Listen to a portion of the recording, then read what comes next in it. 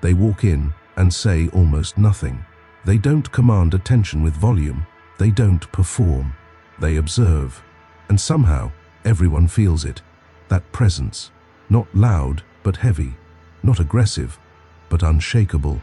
Not cold, but untouchable. You know when you're in a room with someone like this. They don't need to raise their voice to hold space. They don't need to prove anything. They just are, and that alone creates a kind of pressure others can't quite explain. This is what Alan Watts would call the paradox of stillness. The more you let go, the more powerful you become.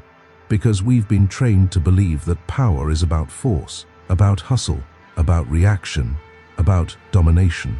But the most dangerous people, those who shift dynamics just by showing up, understand something deeper. Power doesn't scream. It radiates, and it comes from within. They don't chase attention. They don't need to. They've reached a level of emotional maturity that most people are still afraid of. The kind that doesn't react. That doesn't take the bait. That doesn't collapse when tested, because they've already faced themselves. This kind of presence isn't gendered. It lives in people who have moved beyond the need for validation and into the space of inner authority. Men and women who don't flinch when misunderstood, who don't run when things get quiet, who don't fall apart when others withdraw approval. These are the people Schopenhauer called dangerous to illusion. The people Alan Watts said had remembered their original nature before the world told them who to be. And here's what makes them truly powerful. They're not trying to win. They're not playing to be liked. They're playing nothing, because they've realized the real game is not about being impressive. It's about being free. Free from the need to chase. Free from the need to explain. Free from the identity built entirely around being what others need them to be. And when someone reaches this place, they unsettle everyone who hasn't.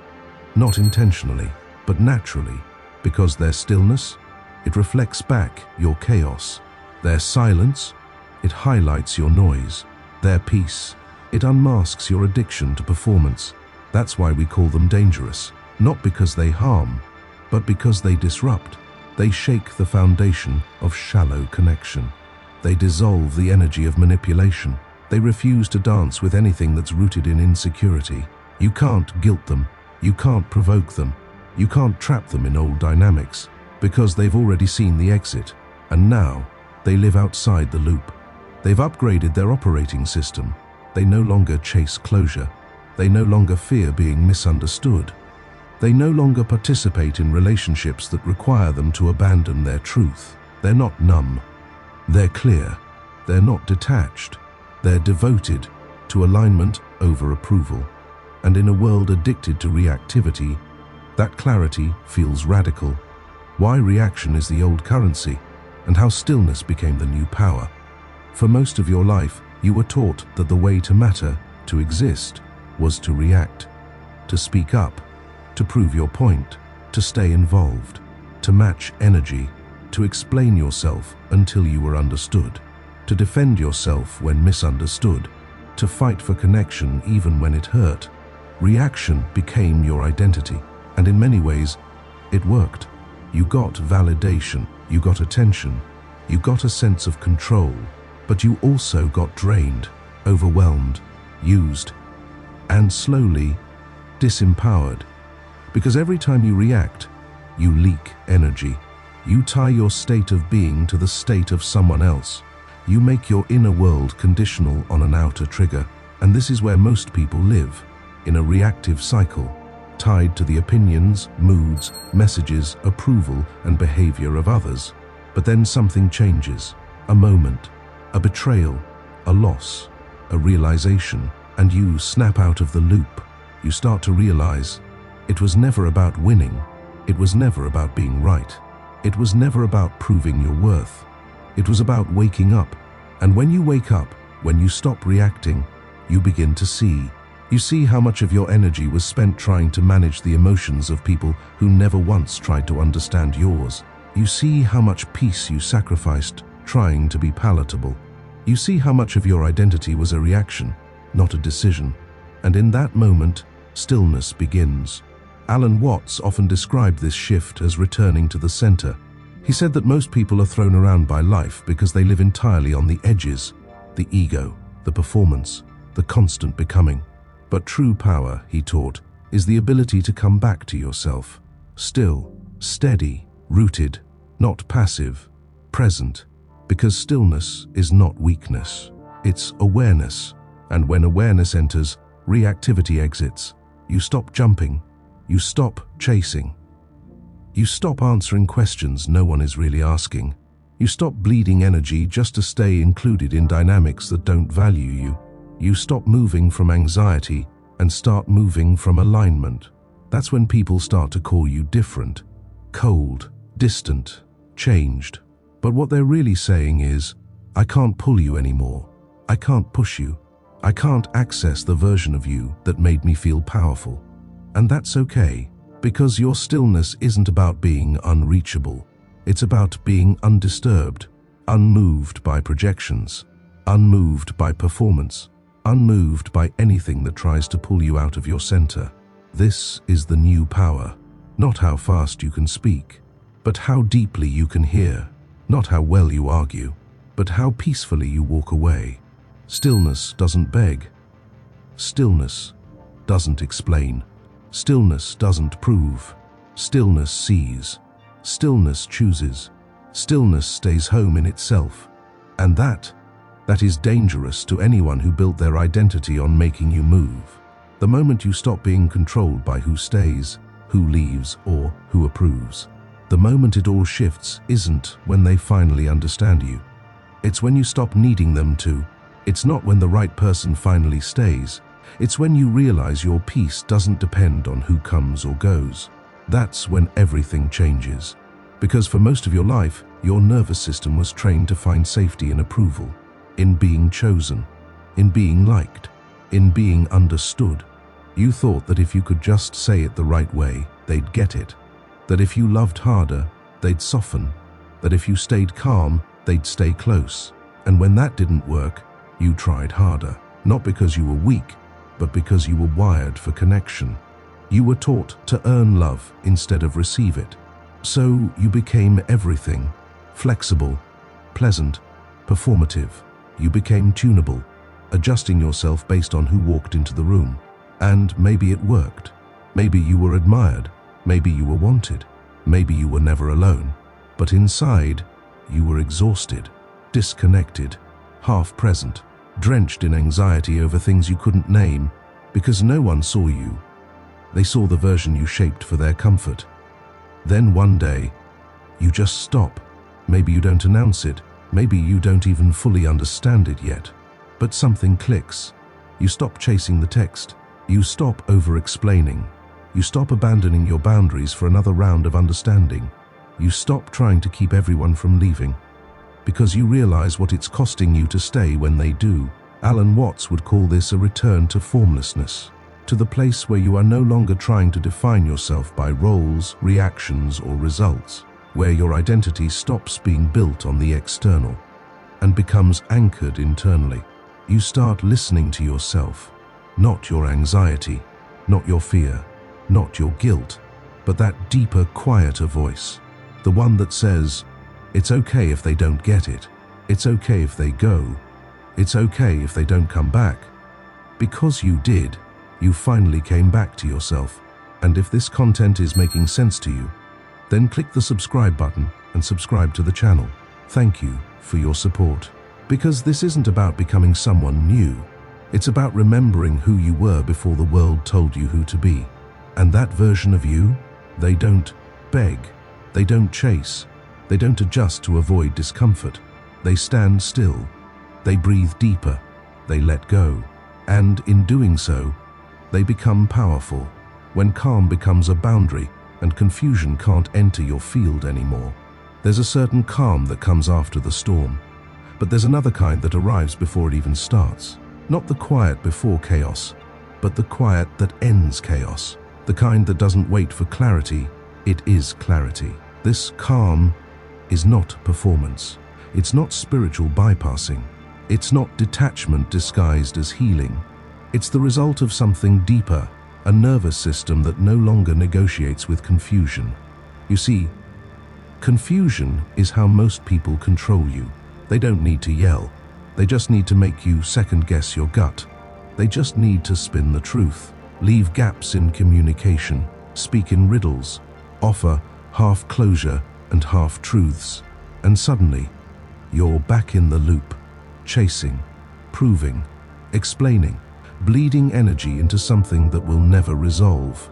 But the dangerous person, the woman or man who's truly rooted, they don't do confusion, not anymore.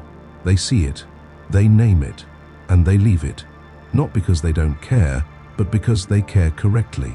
Alan Watts would say, this is the essence of spiritual maturity. Not just the ability to feel deeply, but the ability to know when feeling deeper won't change anything. To walk away not out of avoidance, but out of self-respect. Because here's the truth. When your nervous system finally recognizes confusion as a violation, you stop calling it miscommunication. You stop making excuses for it. You stop trying to fix it. You start noticing how your body feels in their presence. You start trusting that one unanswered question is a full answer. You start letting silence be loud enough, and suddenly, your calm becomes your boundary. You don't need the last word. You don't need to clear the air.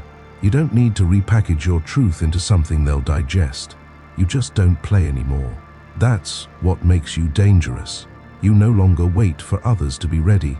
You no longer mold yourself into something they can tolerate. You no longer give energy to people who are committed to misunderstanding you. You protect your space, energetically, emotionally, spiritually. And when you do, the game ends. Because confusion can't enter the field of someone who is clear, not reactive, clear, not angry, awake, not guarded, grounded, and in a world that thrives on distraction. That kind of presence is the rarest currency of all. The day you stop explaining yourself and everything around you shifts. There's a moment in every awakening when you realize you don't need to explain yourself anymore. Not because you've stopped caring, but because you've started respecting your energy. For years, maybe decades, you thought that being a good person meant being understandable, being likable, being accessible, being available for interpretation. So you explained your truth until it was unrecognizable. You softened your no until it sounded like a maybe. You turned boundaries into puzzles, hoping someone would solve them without making you feel guilty. You thought clarity meant conflict, that if you were direct, people would run. So you twisted your language into softness, into apology, into over-justification. But here's the truth Alan Watts understood. The more you explain yourself, the more you become a prisoner of the listener's perception. Because no matter how well you speak, people only hear through the filter of their own wounds. And at some point, you get tired of performing empathy for people who refuse to give you the same grace. So one day, without warning, you stop. Not out of spite, out of clarity. You stop repeating yourself. You stop over-contextualizing your choices. You stop drafting invisible contracts just to be loved. You realize those who understand don't need an explanation, and those who demand one won't accept it anyway.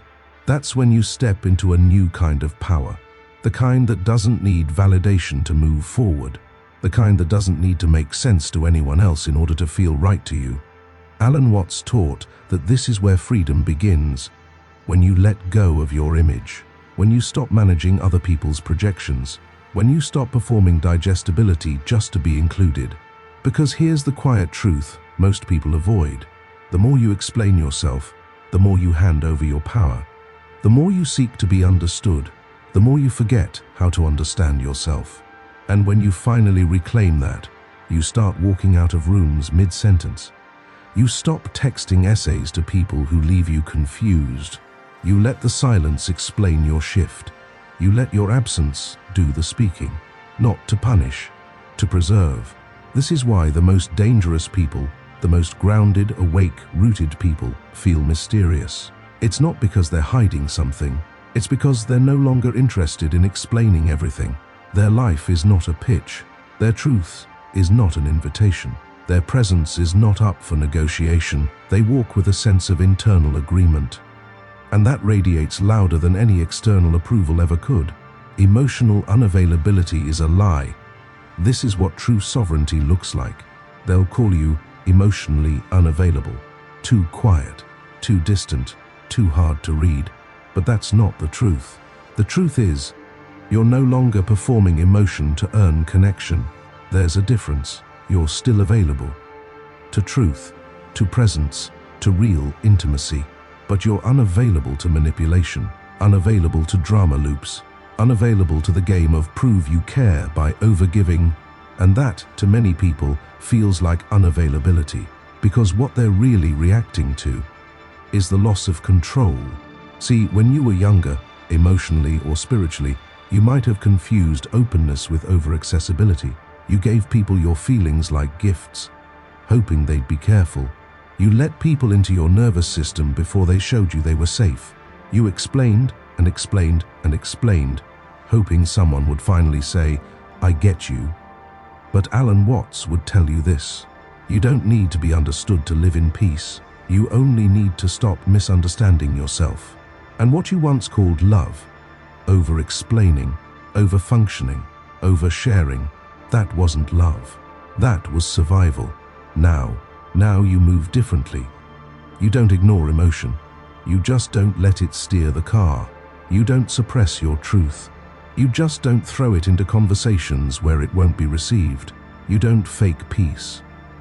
You are peace, and in a world where chaos is the norm, that stillness looks like withdrawal. That boundary looks like coldness. That calm looks like detachment. But you're not detached. You're defined. You know who you are. You know what you need. You know where your energy goes when you offer it to the wrong place. And you're not willing to pay that price anymore. This is what true emotional sovereignty looks like. Not reaction, not avoidance. Refinement. It's not that you don't feel anymore. It's that you no longer leak those feelings into unearned spaces. You let people earn access to your softness, to your tenderness, to your presence. And if they don't, you don't fight to prove you have it. Because emotional maturity isn't just about being expressive. It's about being wise. So, if they call you unavailable, smile. Because what they're really saying is, I can't access you the way I used to. I can't pull you out of yourself. I can't reach into your peace and mess with it. That's not a flaw. That's your freedom. Why becoming unbothered is the final stage of healing and the start of something greater. Unbothered doesn't mean numb. It doesn't mean checked out. It doesn't mean too good for this. It means healed enough not to flinch. You've been through enough cycles, enough conversations where your clarity was mistaken for cruelty, enough relationships where your boundaries were treated like betrayal, enough emotional labor that left you hollow, and you finally said, no more. Not with anger, with certainty.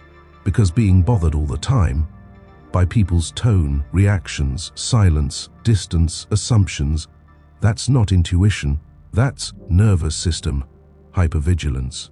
It means you're still assigning your worth to how people show up, still tying your identity to how well you're received, still carrying the belief that peace is earned through performance. But Alan Watts would offer a different path. Drop the effort, not the awareness, the effort. Let go of the push to manage, fix, decode, or win approval. And in its place, let stillness do the talking. Because when you're truly unbothered, you stop explaining what you meant. You stop fighting to be seen. You stop participating in dynamics that require you to abandon your intuition. You walk into the room and observe. You notice. You hold space. You leave if needed, without the need for fanfare. That's what unbothered means. You no longer react just because someone wants you to. You no longer interpret tension as yours to solve. You no longer internalize projection as your problem to fix.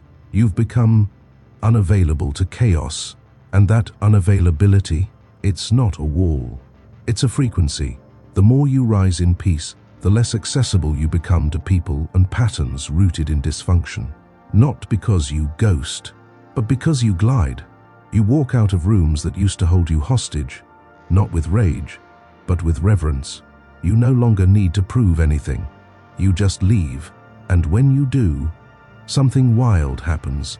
The people who once manipulated you feel powerless. The ones who fed on your reactivity feel confused. And the ones who are ready to meet you in wholeness find you. Becoming unbothered isn't the end of the story. It's the start. Because now, your energy is yours. Your time is yours. Your clarity is intact. And from this foundation, you begin to build a life that doesn't collapse every time someone disapproves. That's not disconnection.